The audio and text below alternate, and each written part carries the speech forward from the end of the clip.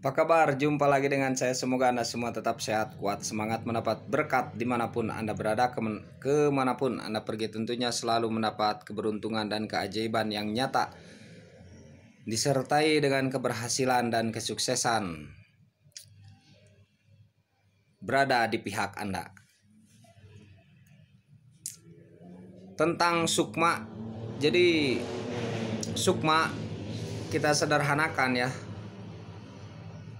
Sukma tulisannya SUKMA. Kita sederhanakan, sukma itu adalah jiwa. Kita sederhanakan. Sukma itu adalah jiwa.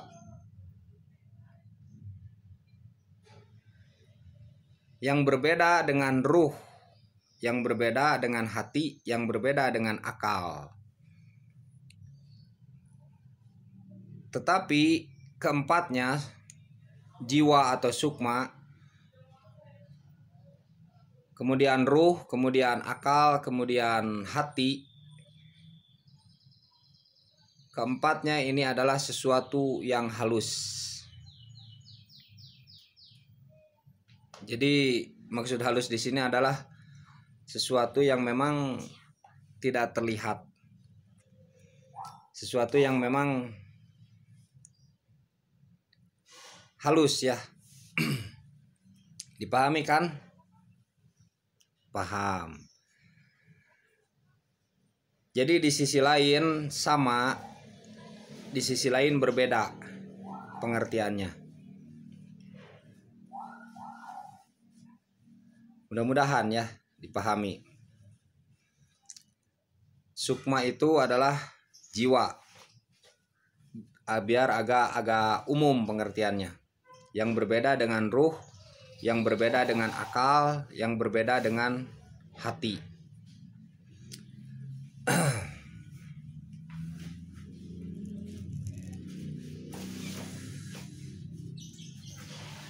Nah, sukma ini, sukma atau jiwa ini dimiliki oleh setiap manusia.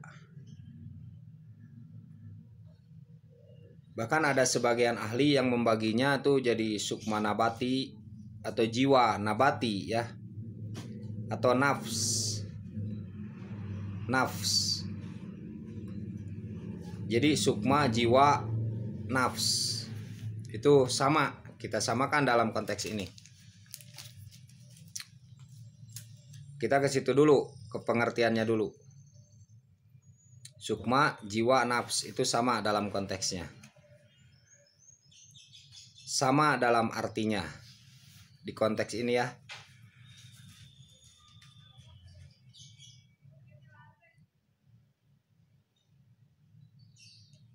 Nah, jiwa ini ada yang membaginya menjadi 3. Terbagi 3 nih. Jiwa nabati, jiwa hewani, dan jiwa insani. Jadi terbagi menjadi 3. Jiwa nabati, jiwa hewani, jiwa insani. Kalau tidak salah saya pernah ya menerangkan di konten sebelumnya kalau tidak salah tentang ini.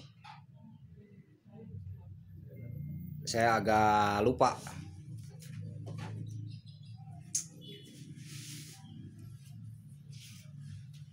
Kalau tidak salah sudah pernah gitu.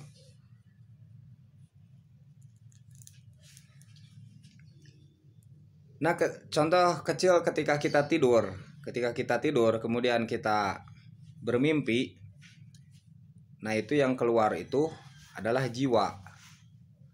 Jiwa kita yang keluar, kemudian nanti jiwa tuh bertemu di alamnya dengan objek mimpi atau dengan apapun yang dimimpikan. Nanti jiwa itu menyampaikan kabar ke ruh. Jadi bukan ruh yang keluar. Nanti jiwa itu menyampaikan kabar ke ruh. Waktu kita bermimpi ya.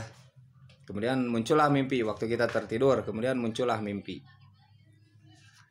Nah, mimpi itu kabar dari jiwa yang disampaikan ke ruh.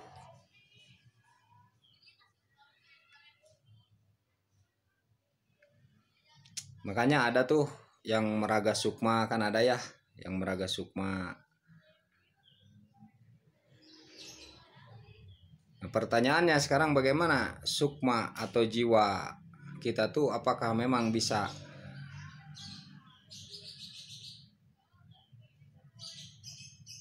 diambil oleh orang lain, kemudian sukma itu dipakailah, digunakan oleh orang tersebut.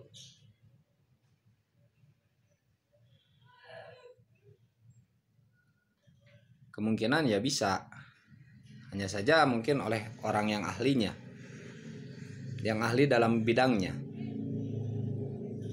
Makanya biasanya ciri yang terambil tuh sukmanya itu biasanya kan ada yang lemas, lelah, atau menjadi apa tuh, kurangnya memori, daya ingat,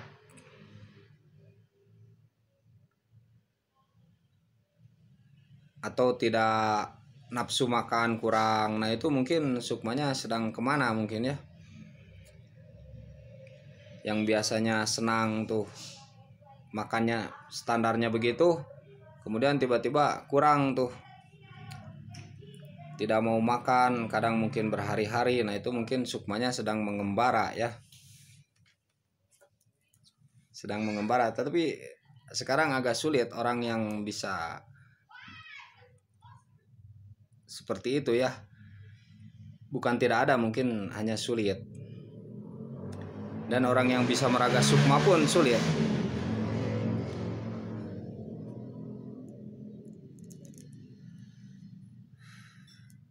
Dipahami kan? Mudah-mudahan dipahami.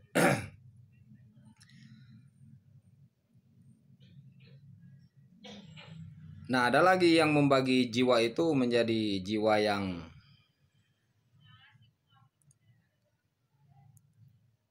tenang,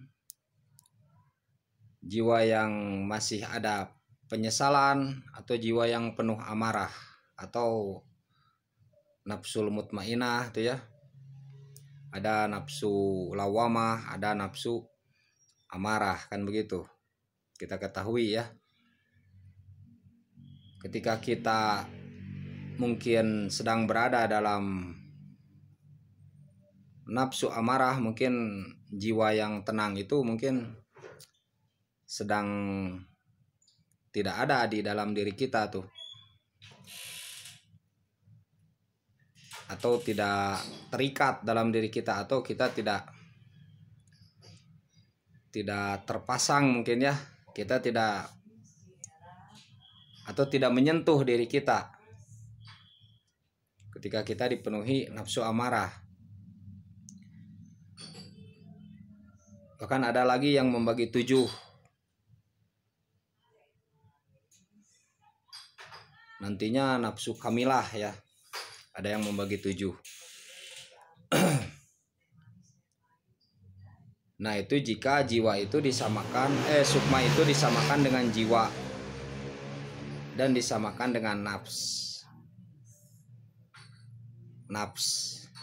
Jadi sukma, jiwa atau nafs itu sama, hanya saja berbeda dengan ruh, berbeda dengan akal, berbeda dengan hati.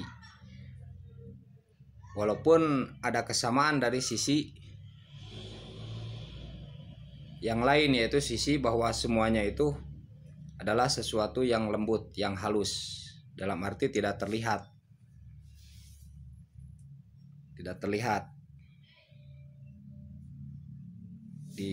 Dimengerti mungkin ya.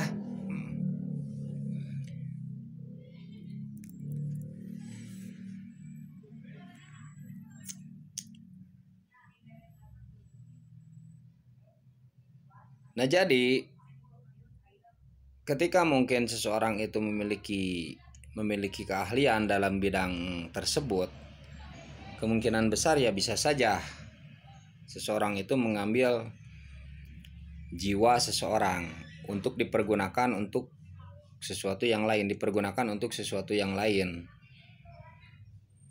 sehingga mungkin terasa oleh kitanya tuh memang lemas gitu ya, tidak bergairah. Nah mungkin itu ada yang pergi salah satu sukma, bagian sukma. Dan sukma ini memang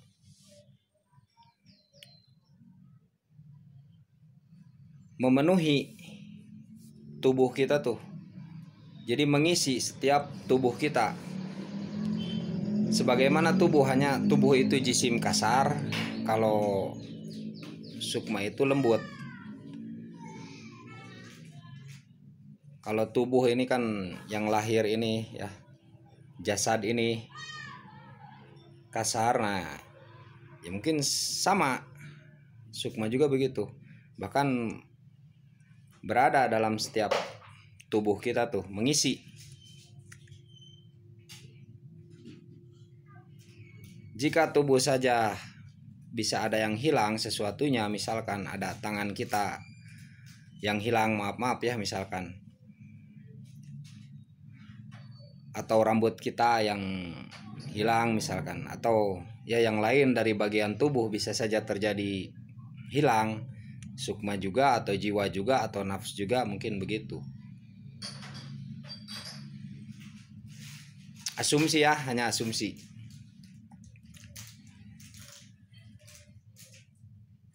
Jadi mesti dipahami dulu tentang pengertiannya. Pengertiannya kalau sudah dipahami pengertiannya tentang sukma itu, baru bisa nanti ke yang lainnya masalah sukma.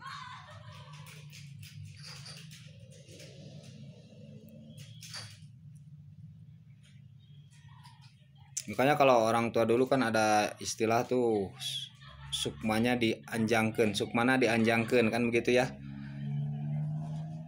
Jadi kemana begitu.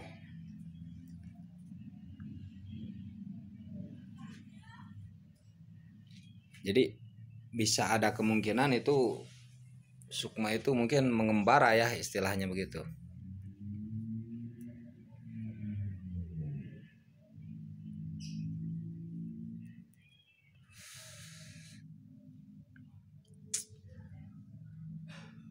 Nah ketika sukma kita dipergunakan oleh orang lain, biasanya itu ciri-cirinya. Kan kalau jiwa nabati itu kan jiwa tumbuhan ya, ada yang namanya jiwa tumbuhan, jiwa nabati itu yang berbeda fungsi dengan jiwa hewani, yang berbeda fungsi juga dengan jiwa insani. Itu kalau tidak salah saya sudah menerangkan ya tentang itu. Anda mungkin bisa buka lagi tentang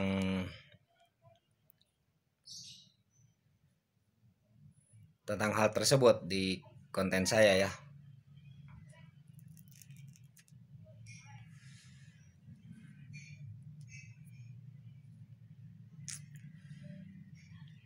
Jiwa nabati itu bagaimana kan karakteristiknya, tumbuhan itu kan bagaimana karakteristiknya, jiwa hewani bagaimana karakteristiknya, jiwa insani bagaimana karakteristiknya. Di antara yang membedakan jiwa insani dengan jiwa nabati dan jiwa hewani, jiwa insani itu cirinya berpikir cirinya. Jiwa insani, jiwa manusia ya, itu cirinya berpikir.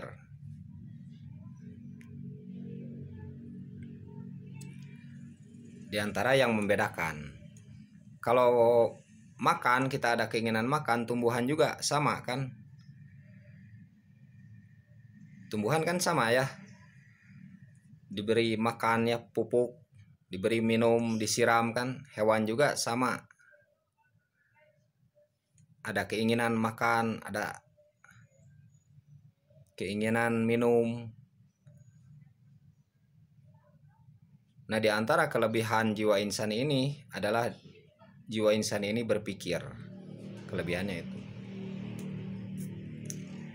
Ini sedikit saja tentang sukma dan jiwa ya. Jadi mesti dipahami itu dulu.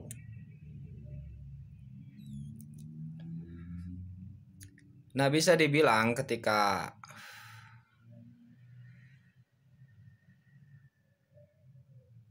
jiwa tumbuhan itu hilang dari kita, atau jiwa hewani yang misalkan makan, minum hilang dari kita, berarti itu kan berada dalam diri kita. Jiwa tumbuhan, jiwa hewani itu berada dalam diri kita kan. Nah, ketika hilang nafsu makan, mungkin jiwa nabati, jiwa hewaninya itu mungkin sedang tidak ada begitu ya. Sedang tidak ada.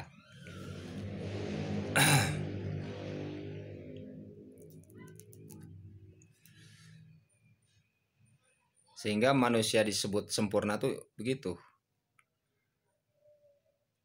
Jadi memiliki jiwa-jiwa yang lain.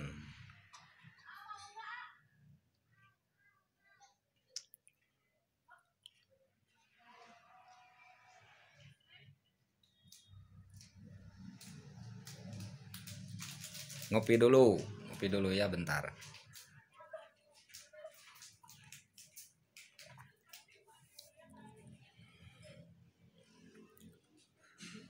Ada juga istilah tuh yang sukmanya disebaken. Jadi ditumbalkan tuh, jiwanya tuh itu ditumbalkan. Misalkan ditumbalkan di batu. Nah, dan memang saya pernah mengurus itu tuh. Jadi katanya tuh saya di suatu daerah ya, datang ke suatu daerah dan memang terkenal daerah itu. Bahkan orangnya sekarang masih ada ya. Nah, pernah kabar-kabar itu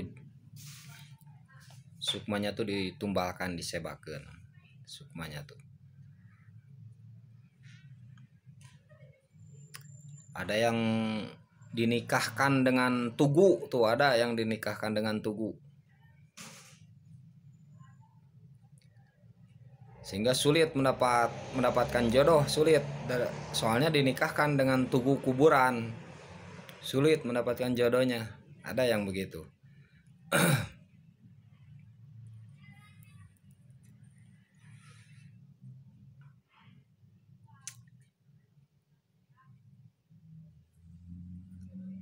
Nah, untuk mengembalikan di luar apa itu istilah ya, apakah yang seperti itu seperti disebakan atau dinikahkan dengan tugu atau diambil sukmanya,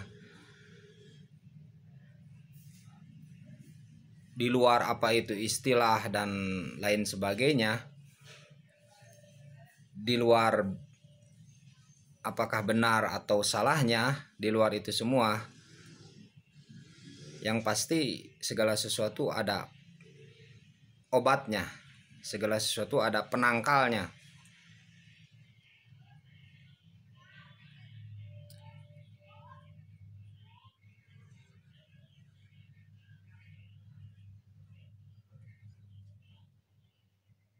Nah, cara mengembalikannya bagaimana tuh ketika sukma itu seolah-olah dipakai oleh orang lain, diambil oleh orang lain, atau ada yang disebakan, atau ada yang dinikahkan dengan tugu.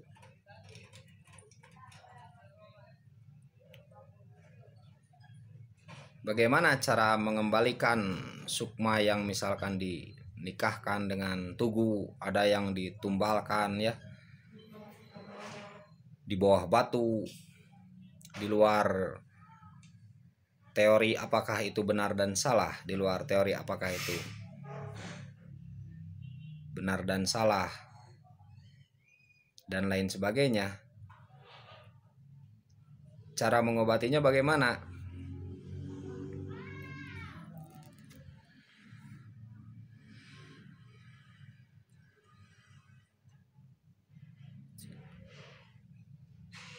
tentunya jika sukma itu pergi ya dikembalikan lagi. Kembalikan lagi. Jika istilahnya itu pergi. Jika istilahnya tuh diambil ya dikembalikan lagi, diambil lagi. Disatukan lagi. Cara menyatukannya bagaimana? Tentunya mesti sama orang yang ahli. Menyatukan lagi ke dirinya. Ke diri yang sukmanya diambil. Nah, itu ada cara-cara tertentu. Ada cara-cara tertentu.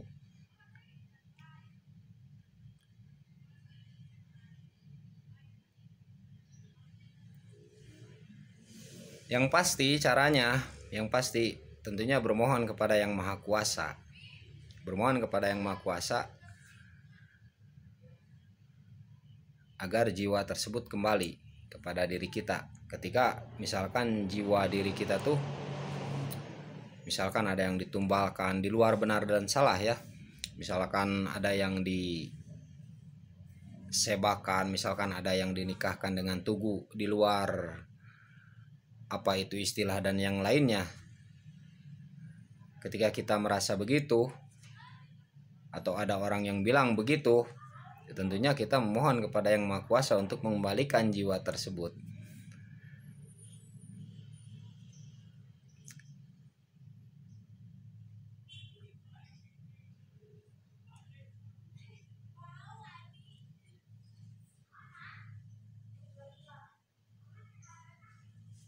Kan begitu ya.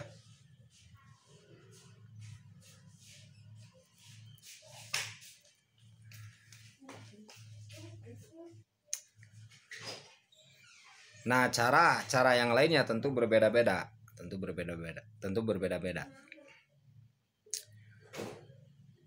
Dan doanya atau mantranya juga tentu berbeda-beda.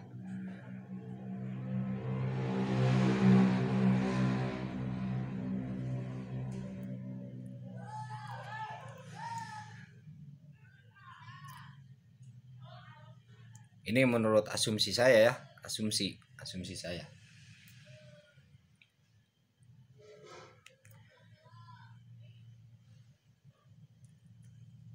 Tetapi yang mesti digarisbawahi bahwa memang yang berkeahlian seperti itu sudah sulit di zaman sekarang nih. Sudah sulit.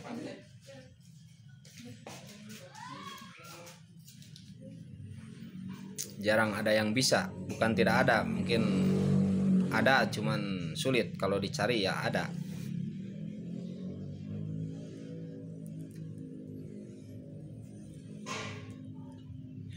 Begitu dulu ya, semoga sehat selalu.